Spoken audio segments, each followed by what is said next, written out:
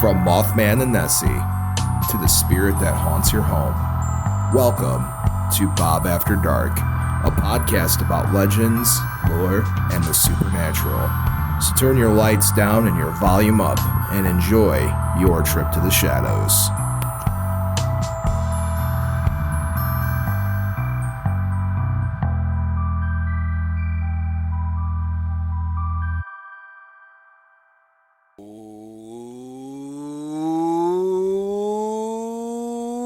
Hey there, children of the night, and welcome to Bob After Dark, the show that takes you into the shadows and goes and says hello, everything that goes bump in the night.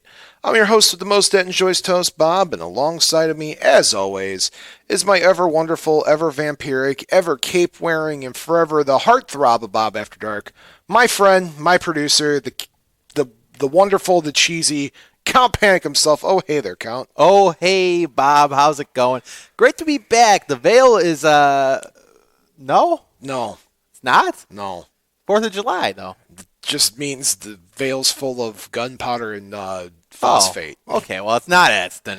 No, it's not the 4th of July. It's the 5th when we're recording this. Yeah. Yeah, well, it's still the patriotic month, I guess. But yes, Bob, hopefully everybody there had a good holiday. But as we're filming this on July 5th, I could still hear fireworks off yonder. So, we hear them in the distance because where we do record this, we're based on south suburbs of Chicago, Northwest Indiana, and Indiana folk will blow off fireworks for the next 2 to 3 days. At least. Maybe the next 2 or 3 weeks. So if you hear things in the background, we're safe. We're safe. Just fireworks. Yes. And our hearts and thoughts and prayers, and unfortunately we have to, everything that's going on in Highland Park, Illinois right now, that's absolutely devastating. Yeah. It's, in our backyard, and I had a lot of fans reaching out to me yesterday being like, oh, are you out there or whatever? No, unfortunately I was here. Unfortunately, stuff like that did happen, so we are thinking about the folk over in Highland Park, Illinois today. Yeah, that's sure. Absolutely devastating, and it's a shame that things like that have to happen, and especially this close to home. It's kind of a strange pill to swallow, to say the least. But let's move on again, folks. Thinking about people, and remember that we love and care about you. Count Panic, we weren't here last week, so let's get a 2-week update from you. Yeah, Bob. Sports ball. Trying to stay cool around these parts. It's getting hot out there, Bob. Summertime is in full effect. Today, no different than the past few days here. Just trying to, get some shade. Even vampires, I know they don't go out into the sun too often, but even when nighttime, it just seems way too hot. But doing that, of course, staying cool and just kind of chugging along this summer, Bob. Just chugging along. How about you? How you been? Oh, dealing with this heat, man. Yeah. It is hot. It is hot. Today I just miserable hot. And how hot is it? It's so hot that I could bake an egg on the sidewalk. Oh, there you go. An egg. Someone out there is going to be like, Bob, you need to go back to your enunciation classes. Pretty hot. A very hot day. My holiday was okay, too. I spent most of it not feeling 100%. Hurt my back and just was dealing with some nonsense outside of that. So I had a pretty calm day. Did a Bob Anderson tradition on the 4th of July. I've been doing it since I was a little kid. The Sci-Fi Channel used to do 24 hours Twilight Zone marathon on 4th of July, and I did that since I was a kid up until they stopped doing it.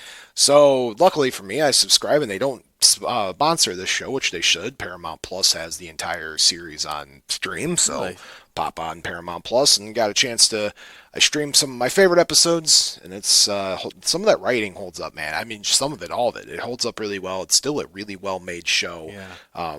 Yeah, absolutely. So that was my holiday. How was yours? I didn't know Sci-Fi stopped doing that. That's a shame. They stopped doing it a couple of years ago. It made me very grumpy. Yeah, it's too bad because people love that series. And you're right. A lot of those Twilight Zone episodes from yesteryear still ring true to this day. It's rather spooky how much they haven't changed over time and the messages that they kind of give out in some of those episodes. So, Bob, I think you had a good holiday all in all. Yeah, that's good. Yeah. So, without further ado, folks, if this is your first time ever watching or listening to an episode of Bob After Dark, we are your weekly-ish, we say ish because sports ball happens, we are your weekly-ish paranormal show where we talk about legends, lore, and supernatural, things that go bump in the night, lights in the sky, weird cryptid stories, and of course, Count Panic's favorite vegetable to make in the stir-fry. Stir-fry? Broccoli, right? That's a... You can do anything. Peppers, broccoli. Come on, you got to put some broccoli in it, sir. Oh, good answer. answer. I used to hate broccoli. Now I get a big kick out of broccoli. Go to, local, I know they're not a sponsor, but the local Panda Express. Broccoli and beef, Bob. Listen, Panda Express, if you're looking for a paranormal show to sponsor, the broccoli and beef. Slide into these DMs, Panda. Broccoli and beef. Broccoli and beef. I'll skip the beef, but... Broccoli and broccoli. So if this is goat cheese too, by the way. Goat cheese. Yeah. Goat cheese, like goat. No, just cheese in general. But you could. They said goat cheese. No, you could have. It's good with cheese, but you could have goat cheese if you like. Oh, okay. I don't put cheese in my stir fry. No, but on broccoli. Oh, cheese on broccoli. Yeah. Let's move on. This isn't Bob After Cooking. So if this is your first time ever watching or listening to Bob After Dark and you're confused why we're talking about broccoli and not the paranormal, we do split the show up into a couple parts. Our first part's where we talk about weird, spooky news stories of the week. This is where we find the weird paranormal stories that hit the major news outlets and also weird things that go on in the world of science that borderline on science fiction or just general weird and creepy. You guys, the fans, send these in. I review them, and Count Panic doesn't know them going in, and he has his own take on them. Yeah. And of course, second half of the episode of the week, we have the lore of the week. That's a lot of times I say week in one sentence. It's where we take the pages right straight from the Dr. Ben Vanderson's diary, and we look forward to getting a chance to tell the story. And this week we have a couple really cool folk joining us to talk a little bit about this. We don't have them live yet, but Count, you want to tell us a little bit about who will be joining us here shortly? Well, they will be on very shortly. We got the Zoom up and running here soon too, so I just want to make sure that they are on. So when they get on here, we're gonna have we're gonna do live mic testing on the air too. Oh, that's great! I love live mic tests on the air. But we'll I know they're just kind of getting settled in. I know that it's kind of they were saying they might be running a couple minutes late, so plan for them to come on after the news segment. We got them pumped up. I want to hear what their mics sound like. So. Okay, sounds good. Sit tight, guys. Sit tight. Okay. Are we? So you want them ready to move on to the news article? Sure, yeah. Okay, and we'll take a little break. We'll get the microphones queued up. Yeah. And then we'll be ready to go. How's that sound? I'm confident the mics will work, but yes. Yeah. Well, I'm not. That's why we'll take a quick break because in podcast land, I get to edit that out. All right. So you ready to move on to our first story of the evening? Yeah. Okay. So this isn't written by Tim Binnall. So we're not to that point yet, but this is found this one on Oddity Central. Body floating in water canal turns out to be a meditating old man. A number of people in Bangkok, Thailand were shocked to find that an old man they saw floating in a dirty water canal turned out not to be a corpse, but a meditating person. Imagine walking by an urban water canal and spotting a stiff body floating down a dirty garbage-filled water. You most likely expect to be the worst, so no one can really blame the person who witnessed the scene at the end of last month, so very tail end of June, and they called the police. But before authorities could get there, some of the people on the banks of the canal tried to shout at the floating body to make sure he was truly dead. And one brave man even dived into the dirty, garbage-filled water to pull the person out, and when he touched his body, the man sprung to life. Quote goes, "We thought he was already dead. Everyone was shouting, but he was not moving," said the rescuer Somar Promvig told local reporters. Sorry, folks, I don't speak the local Taiwanese language, so I do apologize if I butchered that pronunciation. When someone tried to pull him out of the water, he suddenly talked, and he said, "I'm not dead, I'm just meditating." After helping man out of the canal, an ambulance was summoned to do a health checkup on the old man, and the staff found that he was sober, good mental health, and good health, probably due to some of that meditation. So he went home with the suggestion to, and I quote, "find a better place to meditate." Yeah. Hashtag panic snake. You know, it's probably best. You always got to find the proper place to meditate, Bob. Maybe some of these places aren't the best, but he was in a deep meditation. Meditation. You are absolutely correct. Yeah, so it was hard to maybe figure out if he was still alive or not, but you're right. When you're going to meditate, do it in a place where people don't think you're dead, basically. You know what? Excuse me, folks. Pardon. Choked up this story. I'm choked. That story's got me choked up. Sorry.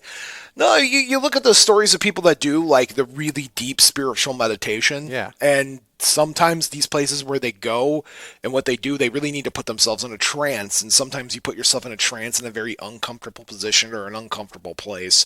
There are stories of monks who meditate on bags of rice because the idea is that you're trying to not necessarily hurt, but try to understand what the hurt means.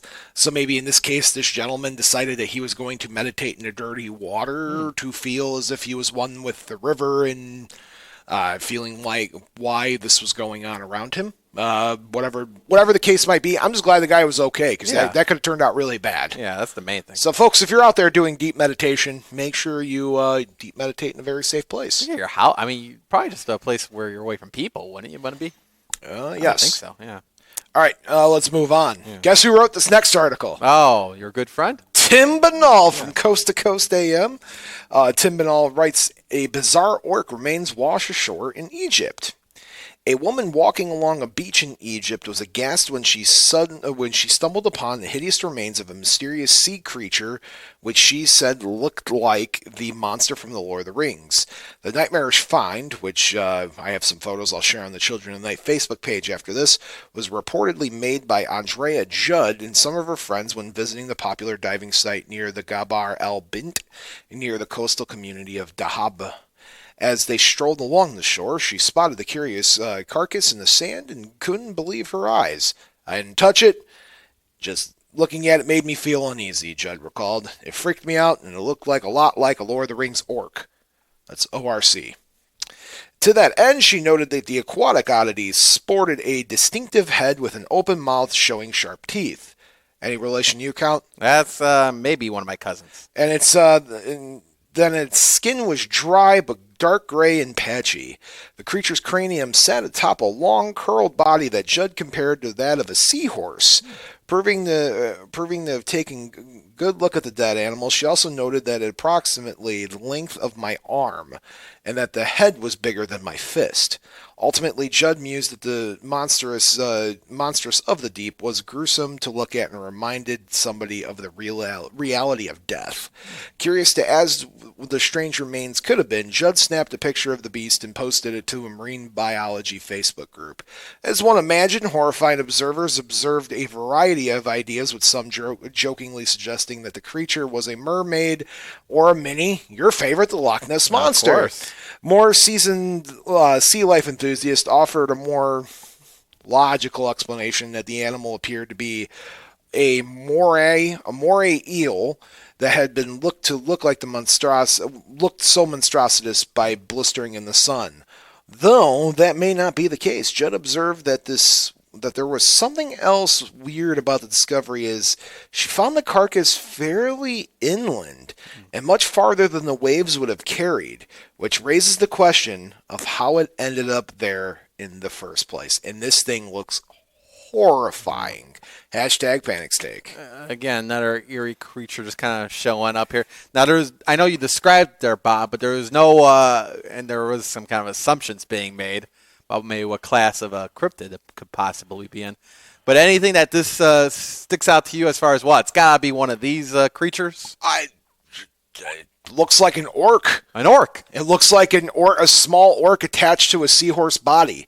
Some sort of strange cryptid creature. Is this the first of its kind? It might be, according to the marine biologist. They're saying it's some sort of eel, but that don't look like any eel I've ever seen. Well, it's definitely spooky. I'll post some pictures. I'm curious to hear what you guys think. Yeah. So head on over to the Children of the Night page. I'll have that pinned up through next week. An orc. An orc. Ah. You know, the big dudes beating up on the hobbits. Yeah, the orc. Yeah, that's where it was taken, right? That's the actual orc, right? That's the actual orc. Yeah.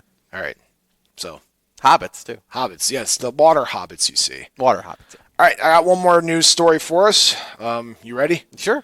All right, moving on. We have one more here, and this is ghostly encounters cause students to abandon dormitory in India. Can you guess who wrote this? This previous author. Tim Banal with Coast to Coast AM.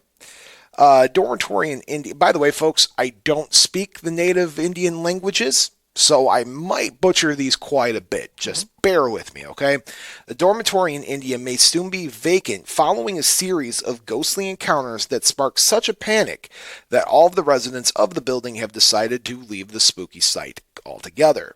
According to a local media report, the weird case began at the late last month at the Kasturba Gandhi Girls Hostel, where 3 separate students reported seeing an eerie apparition dressed entirely in, can you guess what color? White. White? Always a person. Yeah, you're right goofing about me that, up here. yeah. The sight of the unsettling interloper was apparently so troubling that each of the witnesses became sick from the experience and subsequently fled the dormitory. However, this was the only of the beginning of the situation that has left the school administrators scrambling. The day after the ghost sighting caused a commotion in the dormitory, and others 2 students both reported seeing the unnerving figure and falling ill after their experience. Faced with the outbreak of a paranormal activity in the building, school officials had a meeting with the parents of the remaining students in an effort to ease concerns over what had occurred in recent days. Alas, it would seem that their attempt at supernatural damage control was all for naught, as administrators all informed that all 50 of the remaining residents have decided that they were going to vacate the dormitory due to the ghostly presence.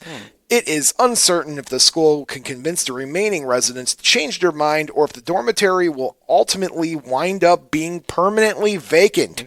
Should the latter scenario unfold, however, administrators will likely have a difficult time trying to fill these rooms in the near future, as this is actually the second ghost to scare the sweep through the building following a similar incident that occurred on site in 2018, wound up making headlines throughout the country, with recent events serving to bolster the site's reputation for being haunted. Convincing new students to move into the dormitory now will undoubtedly something of a hard sell. Hashtag panic stick, and I'm going to be getting on a soapbox after this. Yeah, well, again, you got to be cautious at some point. But always in white. You are right about that, Bob, because there's never an apparition out there that's dressed in blue, dressed in green, dressed in red. We talked about the ghost in red not that long ago, or the ghost in green. Yeah, more often than not, it's always the lady in white. It's always a lady in white. Count Panic. It never ceases to amaze me. 95% of the time, it's a person, specifically probably a lady there in white. So, but again, these folks out of cautiousness, evacuating. I mean, if you saw a ghost, Bob, well, I know you wouldn't back away, but the majority of people would say, "Hey, you know what? I'm gonna let this one be here." Yes. Yeah. Yes. So I don't know. What would you do, though, in that situation? 1, play damage control better than that. Oh, okay.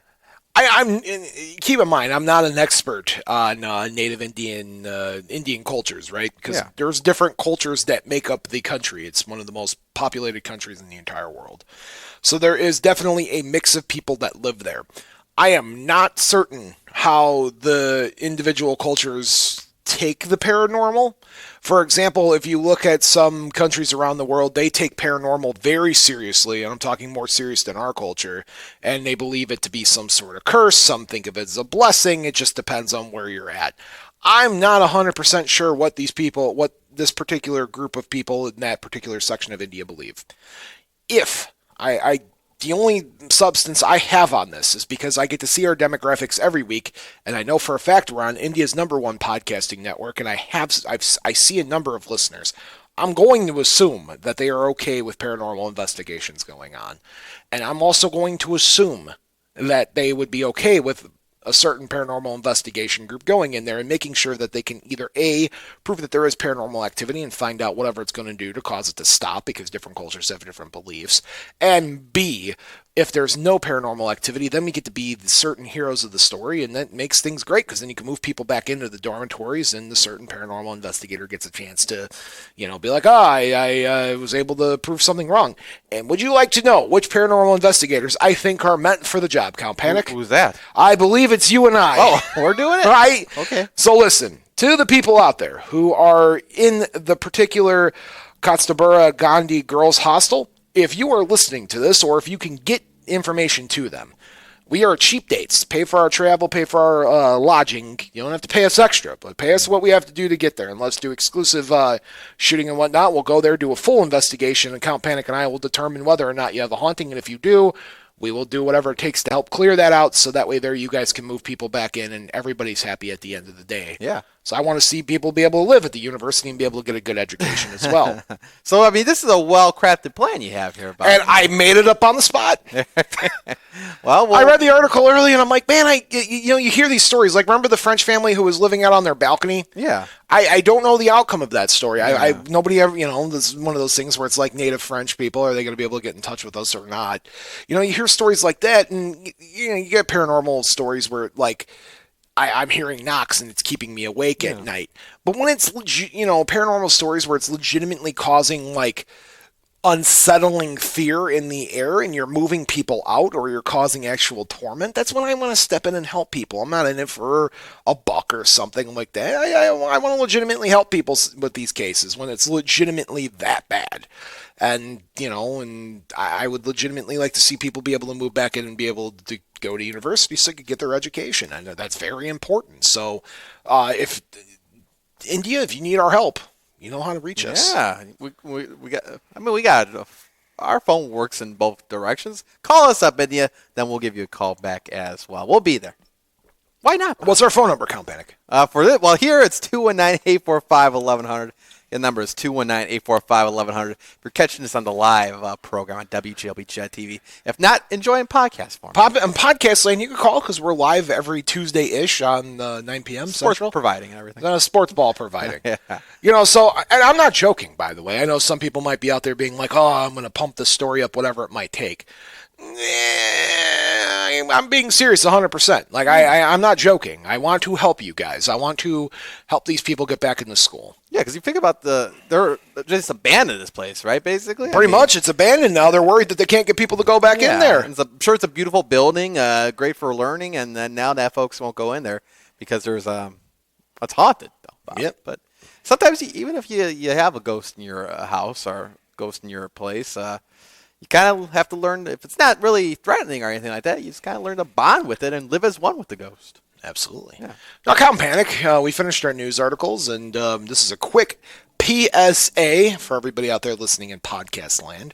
Head on over to Apple Podcasts, leave us a 5-star review. Count Panic and I have not been promoting that lately because it slipped my mind. 5-star reviews. 5-star reviews. We read them live on air. Count Panic cheers you to whatever liquid he is drinking. Which I do not have any. Does not have any. So starting next week, we're going to make sure Count Panic has something to drink. He will cheers to you, and we get that stuff going again. So make sure you leave a 5-star review and stick around, folks. We're going to take a quick break, and when we come back, Count Panic's going to introduce us to our guest, and we're going to be moving on to the Lord of the Week, which I'm really excited about.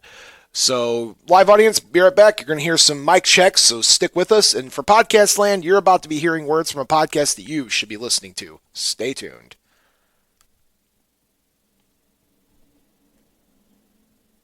All right, we good? We're back, yeah. We're good. Back? Yeah. Okay.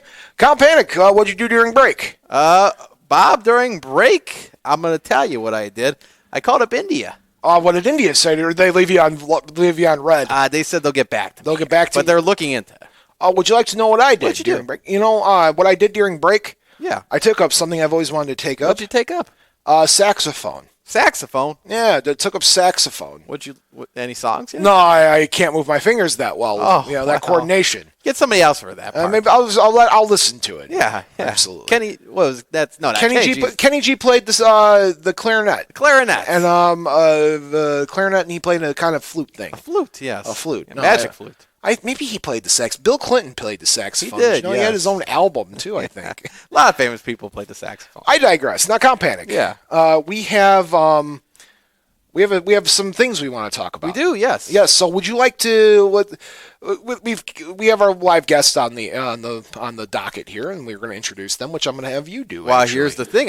For the live mic test, I'm going to let them introduce themselves live on Zoom. Guys, can you hear me? We can hear you just fine. Oh, look at that. They're there, Bob. That's great. Hi, guys. Welcome to the show. Count Panic, would you like to do some introductions? Guys, introduce yourselves here for the crowd. Thanks for having us. I'm Tommy Garcia. I'm Kamani Garcia. Great. We're the Garcias. Hello, Garcias. Where are you guys from, and why are you on my show? We are from Albuquerque, New Mexico. Now, for those of you who do not know, it is part of the United States. And we are on your show because our good friend Adam Venkman invited us, or introduced us. Introduced us, yes. Yeah. Guys, for all of you that don't know, I don't like butchering a foreign language, and I don't like butchering a culture. I found one of my favorite ghost stories, and I sat down. I had all my research prepped. I sat down, and I was getting ready to start pronouncing things. I'm reading my notes to myself, and I realized I was going to screw some things up. So I was looking for people who could, speak Spanish better than I can, and I was hoping to find somebody in the neck of the woods. And because I'm well connected in the paranormal community, I found people from New Mexico that this ghost story is, kind of attached to. And because it's extremely hot here in Chicago, I was trying to find a story from someplace hot as well, and New Mexico seemed like a very hot place, right? Well, what's the temp over by you guys? It's ridiculous. Yeah. It's so hot here. Yeah, it was reaching, 98 earlier? Yeah. At least, Yeah. That's absolutely miserable. I think it hit 100 here with humidity, but your heat's a little different than our heat, and I know it could get hotter than that. So without further ado, tell us a little bit about yourselves. I know you guys have a show that we can't say the specific name of, but we could talk about it subjectively. we could dance around the actual name of things. Well, we spelled it a certain way on purpose, so you could sort of dance around it. That's some scary SH exclamation point T. We're going to say stuff for the show, but you guys could, people at home, and we're a family-friendly show. Together. You guys could piece it together, but tell me a little bit about yourselves. So what had happened was Kamani and I had been ghost hunting together for about 5 or 6 years. And about 2 years ago, a buddy of mine who works at the local CBS affiliate with me decided we wanted to put together some sort of Unsolved Mysteries-esque show for YouTube. His name is Chad Brummett. He's another cast member on the show. He's also the photographer and one of the producers. So we put together this show along with our good friend, Mr. Jordan Jonas, who is a local magician and ghost tour guide. Professional weirdo. If you see this guy, he looks like Nikki Sixx. He's great. He's got the hair. He's got the makeup. He was built for ghost hunting. So so we started this show here in New Mexico about 2 years ago now. And the premise of the show is pretty much Unsolved Mysteries meets Ghost Adventures. So what we do is we look into reportedly haunted places around the state. We interview the owners, the employees, people that frequent the place. We do reenactments. That's the first half of the show. The second half of the show is we do a lockdown with all the cool ghost gear that you would see on Ghost Adventures, the SLS camera, the spirit boxes, EMF detectors, and we try to gather evidence. And we sort of just put it all together in a big package and then put it on YouTube. Oh, that's great. Yeah, fantastic. And you guys have been investigating, you said 5 years? Together, her and I, for about 5 years. The show has only been around for about 1.5 years. I started buying him ghost gear for his birthday, and so he pulled you in there, or did you pull him into it? I think it was mutual pulling. Excellent. So before we move into the story, because you guys have a really interesting story amongst yourselves, tell me what's some of your most favorite paranormal investigations you've ever done, or what's the most interesting episode that if somebody watches your catalog, what's something that stands out, somebody could go and watch that you're a big fan of yourselves? Well, let's see here. The most recent investigation was back in October, and you might have seen it on Ghost Adventures. There's a place here in Albuquerque called the Painted Lady Bed and Brew, and it used to be a brothel back around 100 years ago. Yeah, turn of the century. And so everyone from Billy the Kid to Doc Holliday stayed there. And there was a local businessman who bought the place, renovated it, and turned it into a bed and brew. So you can go stay the night there. He has craft beer. It's a wonderful place. Well, he started experiencing some hauntings. And so he actually made it onto an episode of Ghost Adventures. So after that, he got a hold of us through Chad Brummett, and we went and did an investigation there, and we brought along a psychic with us. And it was one of the more interesting investigations because not only were we capturing evidence on our devices, we also had this psychic with us that was sort of corroborating. So you kind of had these two streams coming at you. You had the scientific end where we're actually capturing EVP and images on the SLS camera. And then you had the psychic along with us kind of confirming everything in tandem. So that was one of the more interesting episodes we've done. That's fantastic. I'm happy to hear that. So these are, and I'll give you guys a chance to plug at the end of the show again, but these are things that people can go on your YouTube channel and go watch right now, correct? Yeah. Excellent. And I got to say, too, Bob, a very neat Ninja Turtles collection. I wanted to comment on that. I have people that come on the show and they always have the cool backgrounds, but I think you guys have my award for my absolute favorite It's background. only like a tiny fraction Yeah, of this. if you can see the other end, there's a fully functional proton pack, a full Batman '89 collection, Look at that. a Superman collection, the Masters of the Universe. It's a fun. You know, house I got to over point out that the paranormal community is all cut from, I think, the same cloth, because outside the world of the paranormal, I think we're all just really big dorks. Because I also have, the 1-1 proton pack sitting at home that I dress up in, and so it's always nice to meet the same people from cloth. Oh, yeah. So, yeah, and that's how we bonded. We're both nerds. We started dating. We got into the ghost hunting scene together, and of course, we meet Adam Leone right. from the Ghostbusters scene. So. And here we are. It's Ghostbusters in a weird way, and I don't talk about my Ghostbuster community as much on the show, but it's always funny how, like, full circle paranormal and the Ghostbusters have, like, led into my life leading up to what I do now for a full-time living. It's just weird.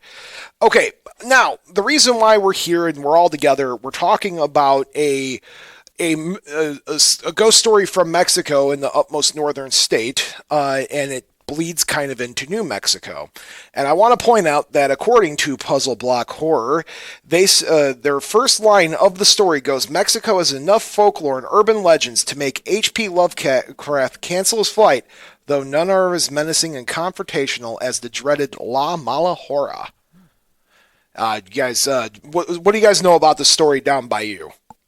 Well, it's one of those sort of northern New Mexico stories that has always been sort of taboo. One of the things about New Mexican culture and even Native American culture, or there are just certain things that are taboo, and to speak it is to invite it into your life. So a lot of people don't really talk about it here, but I guess the quick and dirty of it would be the closest thing I could compare it to is Your Resurrection Mary. Yes. Meeting Llorona. Okay. And it's sort of a mixture of those two folklores. So she's more of a siren that is said to wander the streets at night, and she'll lure men along, and she'll actually trick them into believing that it's their loved one, whether their wife or their girlfriend or whatever. And she pretty much lures them away and then just completely messes with their head to the point where they go insane. Wow, Cal. Keep men at home at night. We always talk, sometimes when you look at the logical sense behind a ghost story and you're like, oh, what causes the ghost story? Why do we tell these stories? And I think this is just to keep men at home. Yeah. Because she will pretend to be your wife. So, like right there, I mean. Yeah. So I'm going to read a little bit about the legend from Puzzle Box Horror, and we're going to tie back into our friends here in the community. La Mala Hora. And how's my enunciation on that, by the way? Am I doing a good job? Hora. Hora. Yeah, we tried. This has been an ongoing gag. We did a La Llorona. It's just kind of silent. Yeah, it's almost an O Aura. sound. So it's aura. It's aura, but it's hora. We did a La Llorona episode several years ago, and I practiced for hours to get that enunciation right, and I can't roll my R's, guys. Yeah, it's tough. Yeah, it's fine.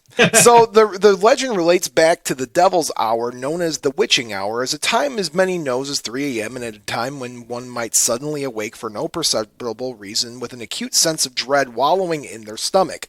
This uncanny hour has been associated with the practice of witchcraft, endued with the great satanic significance, and even held accountable for the true story And I use the word true story in quotations of the Amityville Horror, though residents of Mexico and New Mexico know it as something rather more tangible and far more horrifying.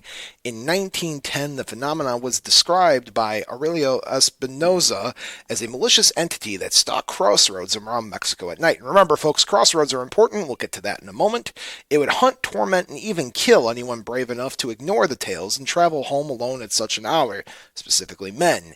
If these individuals were unfortunate enough to come across the dreaded La Mala Hora and gaze headlong into it, they would be driven hideously and irreversibly insane. And it's a very big Lovecraftian lore kind of put together, and because of this particular spirit is said to be more feared than the devil himself. Most of Mexico flat out refuses to talk about it, and here we are talking about it anyway, changing the subject and simply referring it to as an evil thing. And I gotta, before I move on here, is that, you kind of touched on this at the beginning of the story. When we talk about, like, ghost stories in where you guys are at in kind of that New Mexico area, you said that some folk don't like to mention this particular spirit. Is this is this the common thing amongst the spirit, ghost stories in general, or is it specific things that they don't want to talk about? So it's kind of interesting. So Tommy's Hispanic. I actually grew up Native American, so we each kind of bring our own aspect into like what we grew up knowing to be taboo, I guess. So like Sure. Navajos, their taboo stuff is more their witchcraft and their like skinwalkers and stuff like that. You don't really talk about it because that welcomes it into your life, kind of thing.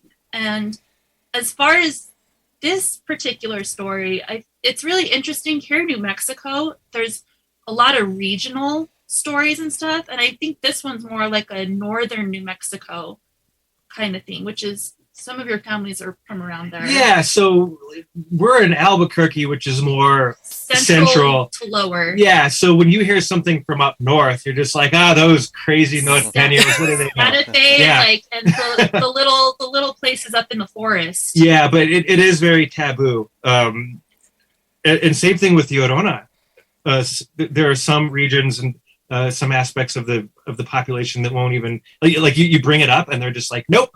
And we ran into that when we were doing an episode up in there's a place called Madrid, which is about an hour and a half away from Albuquerque, and we ran into sort of that same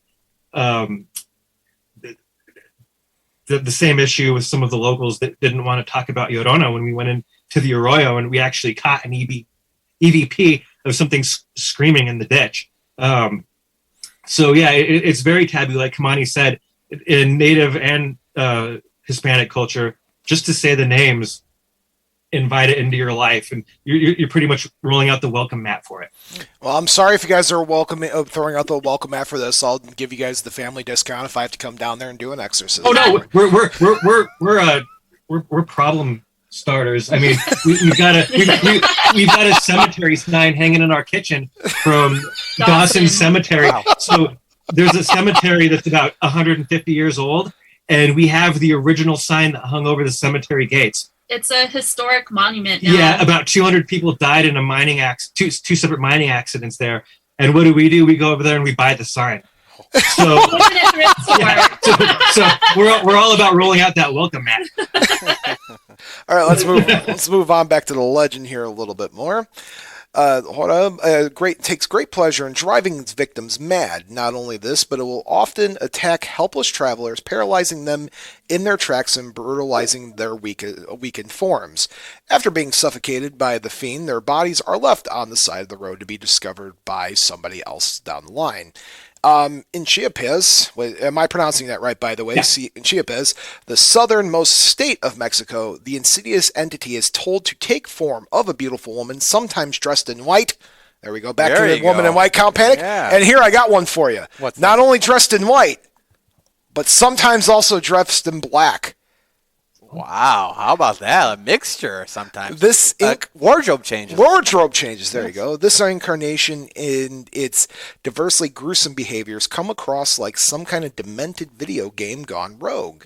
When dressed in white, the spirit is said to be gentler and more graceful. She hypnotizes the weary travelers who, if they don't take notice, the space between their feet and the ground, or the fact that her toes are backwards, or the fact that their lanterns have stopped working, all the sense of direction seems to be lost, will follow her obediently into wherever the peril she chooses. Perhaps this will be off the edge of a ravine, or perhaps in the front of a nearby car. Now, that's the entity that would get Count Panic. I'm telling you right now. Shows up in white. She's going to be like, hey, how you doing? Yeah, Count Panic's like, oh, what's going on? And then notice that her feet are turned backwards. Yeah. And then she's going to lead you off a ravine, man. Yeah, you know what? That's how it always goes, it seems like, with those ladies. Now, however, if you catch her in black, that is when she's at her most aggressive. She will stop a traveler by any means and attack directly with her pointed nails.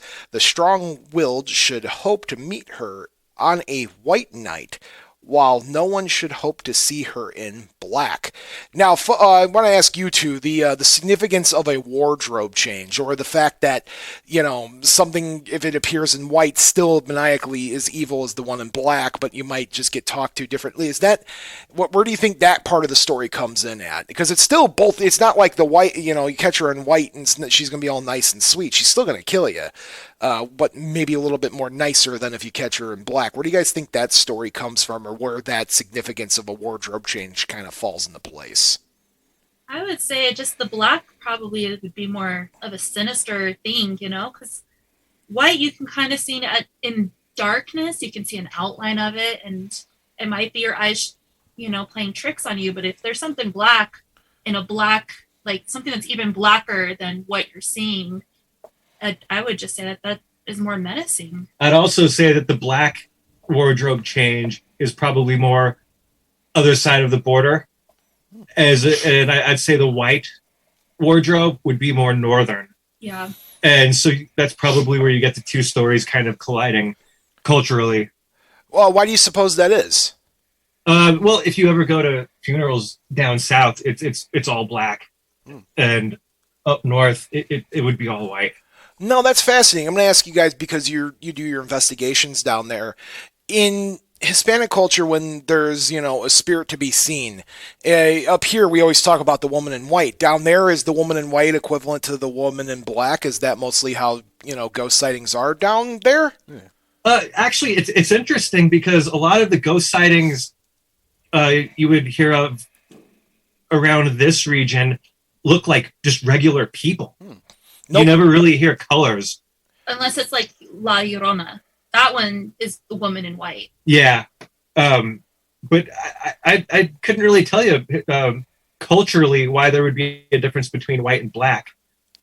Oh, that's... Yeah. I'm not sure. It seems, again, you hear about mostly, predominantly white here, right? Here, Bob, yeah. But yeah. black, too, could be a thing. And I guess there's a whole thing with the history of, like, what color represents what kind of element, but just interesting to get that switch off right there. So you never know really who you're going to get, but guys, it's quite eerie if you ask me at the end of the day.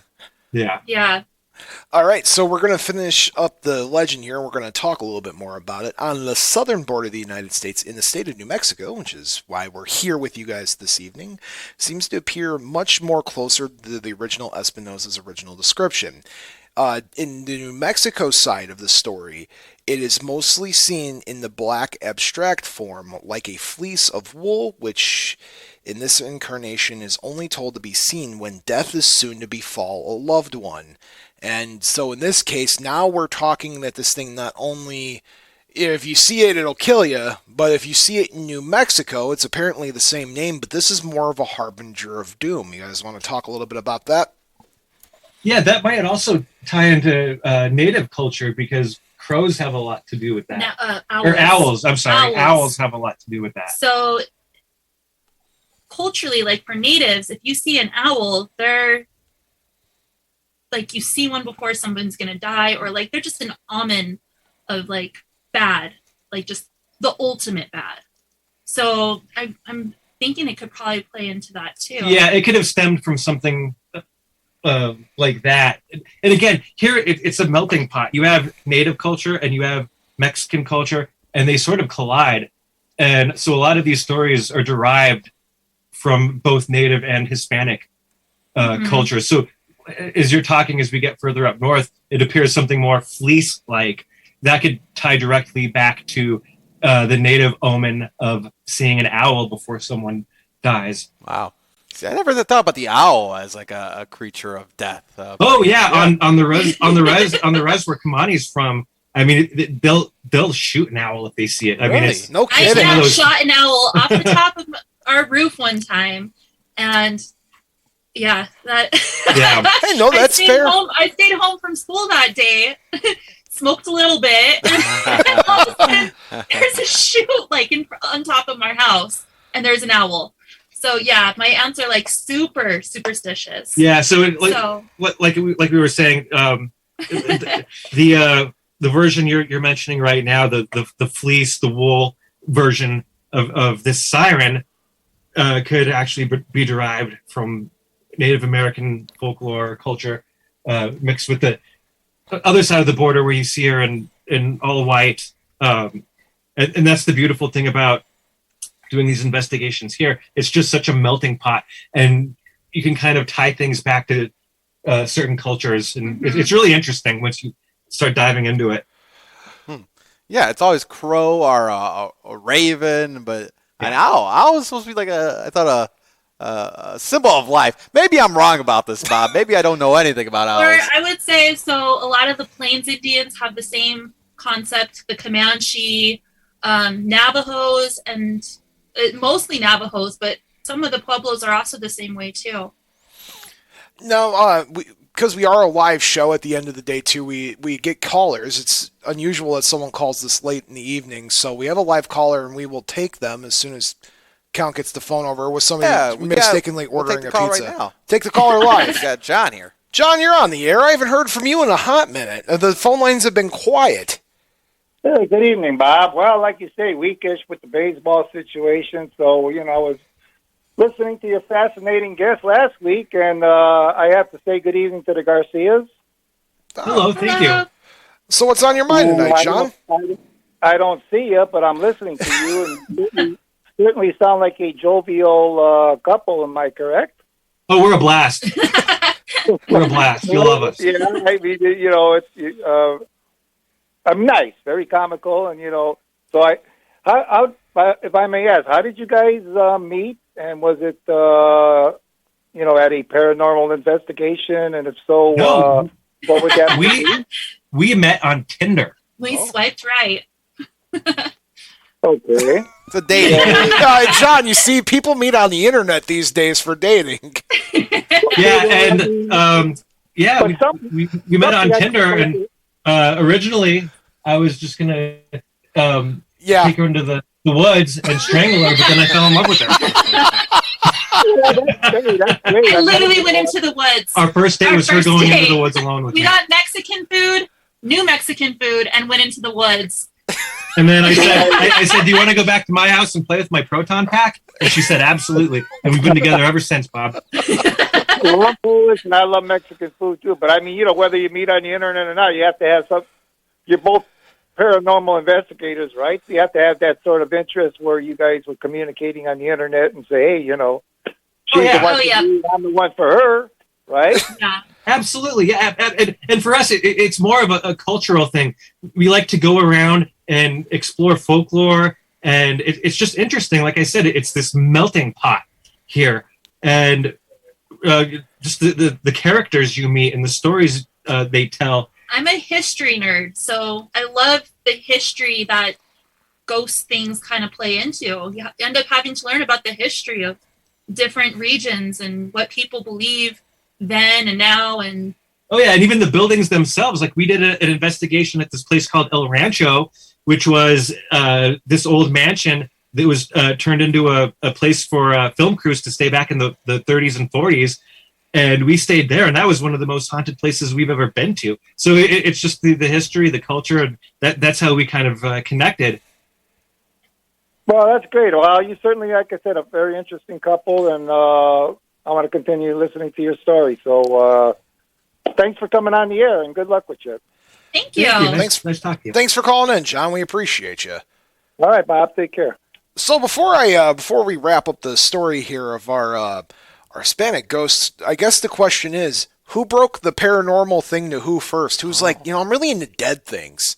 That's a good question. I think John was trying to ask, but didn't get it across. So who broke the paranormal thing to who first? We actually did. There's a really awesome ghost tour in Old Town that we kind of went to together. Brought the kids along and just kind of did like a.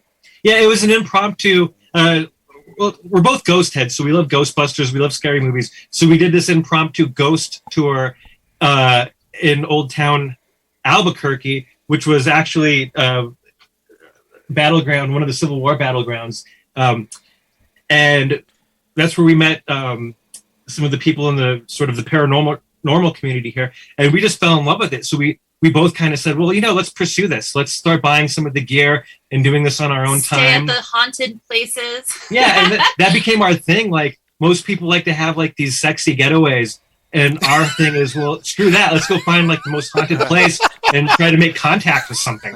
Yes.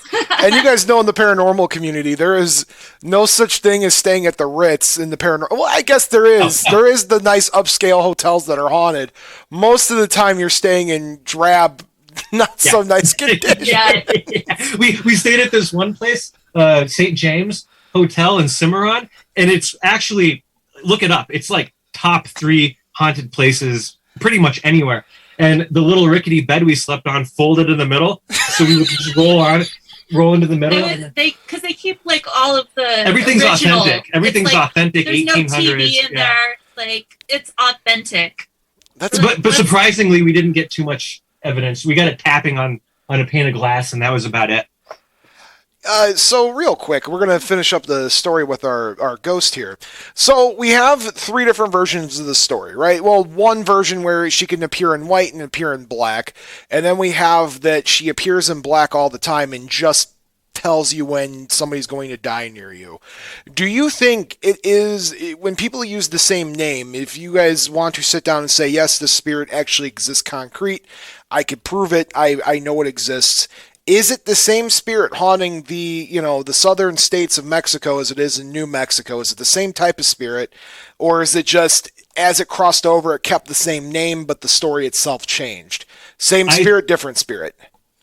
I think it kept the same name, and as the story moved up north, it changed like a game of telephone. That's just my personal belief. What about yours? I would probably agree with Tommy, because I mean there's just certain things that probably have slightly changed over time depending on where you are, and that kind of goes with just about any ghost story that becomes a lore like that. Yeah, and it's just interesting you bring that up, because a lot of these ghost stories do start further south, and as they move their way further north, northern New Mexico, even into Colorado, the aspects of the story do tend to change, and the names do tend to stay the same, even with Llorona. So yeah, that's just interesting how the stories can travel northward, and just it runs through this filter of different cultures as it's going up. And yeah, so the stories definitely do seem to change. So we're running a little out of time here, but before we cut loose, I want you guys to plug all the stuff. Tell me about what people can find you on, all your platforms, all that good jazz. You're working on a book, whatever it might be. Plug all the stuff before I praise you for coming on, because I had a really good time. Yeah. Oh, thank you. Well, so we do have a Facebook, but no one's ever really on that. We do have an Instagram that's very active. And again, look for That's Some Scary, SH !T. And you can also find us on YouTube. That's where we have all the full episodes. And that's about it, right? I think you had a Twitter, but I have a Twitter, but we're not really on that. We also have a TikTok, same name. You can follow that. But we're mostly active on Instagram and YouTube. And they were on Tinder too. They were on Tinder. They were on Tinder. Not anymore. You know, if I was Maybe, if I was to sit down and develop an app, it'd be a paranormal app where I could be like, I want to match with a paranormal investigator in the area that I'm traveling with. I would swipe right on you guys for that. Heck yeah. Yeah, for sure. And if you're ever down this way, hit us up. We'll take you to some of the most haunted places we know of down here. I would love that. Real quick too, do you guys have merch for sale? Because I'm in love with your logo. We do. If you go to our Instagram page, we have hats and shirts. Yep. I would like. My earrings were just a gift. Yeah, I custom made those. There's a local shop here called Two Stoned Betty's that make jewelry. So I commissioned them to make those. But if you go to our Instagram page, you can find hats and shirts, and that's about it. That's all we pretty much have for now. Mm-hmm. Did you guys have a good time on the show? We loved it. Blast. Oh, this was one of the best interviews. This was so much fun. I like to pretend I'm a good interview sometimes, and I want to point out that usually, guys, when I book a guest, we have time in advance to talk it out and what we're going to do. Our lovely couple that joined us tonight got word about 6 hours ago that they were coming on the show, and it was a quick, Adam hooked us up. Can I talk to you about this? I can help you with that. I can speak the language enough, and it was pretty much, we're shooting in the dark. They don't know me. I don't know them. We didn't speak more than 5 minutes. But I will tell you that this is a great interview. I got to have some good laughs. And it's amazing when you meet the good people in the paranormal community, and you guys can probably attest. When you sift through the drama that's involved in our community, which there is a lot of, once you sift through that and you find the good people, I feel like I had a straight conversation with you guys that I feel like I've known you for years. And just the, 45 minutes that we were talking. And I just, I hope you guys had as much fun as I did. Absolutely. Oh, we're the good kind of weirdos, Bob. Absolutely. I could tell. If you ever want to talk skinwalkers, I got you on that one. I got tons of stories when I used to live out on the reservation. I would love to do it. I want to revisit the Skinwalker episode, and then I also need to do a revisit because we haven't done it since we've been in podcast form. A lot of Yorona episodes, so we'll have to have you guys back on. We've got one of those. Yeah. So when it sounds like we're already developing the next couple of times we're going to have them on the show. But I usually when people get ready to leave, I make them when they make me laugh, I make them do like an anecdote, a goodbye something, a quote, a piece of advice, a piece of poetry. Can you guys each give a farewell to the audience tonight in your own ways? A piece of advice? It could be anything. No wooden nickels. Okay. And you're not fully clean unless you're zestfully clean. I live by that. Zesty, if you're listening to this show, I think you could sponsor either the Paranormal Investigation Group down in New Mexico, or you could sponsor this show, Bob After Dark, found online wherever you listen to podcasts. Companic, do you have anything you'd like to say to close out the show tonight? As he's sitting there texting on his phone. Oh, Bob, sorry, I was on Tinder. Are you getting your swipes in? You caught me on my phone? Oh, this is embarrassing. I didn't know the camera's on me. How about that? Con, so what do you got? Something you would like to say to the audience other than make sure you get your swipes Always in? swipe right. Always swipe right. Always. I guess that leaves me. Yeah, what do you got? All right. To Mom, I just want to wish you good night. And Dad, wherever you are in the universe, I hope you're having a good and happy time. To Tiff, no matter where you are in the world, I hope you have the sweetest dreams of them all. Good night, everybody. And remember, the two most important rules of Bob After Dark are not all who wander are lost, and as above, so below. Until next time.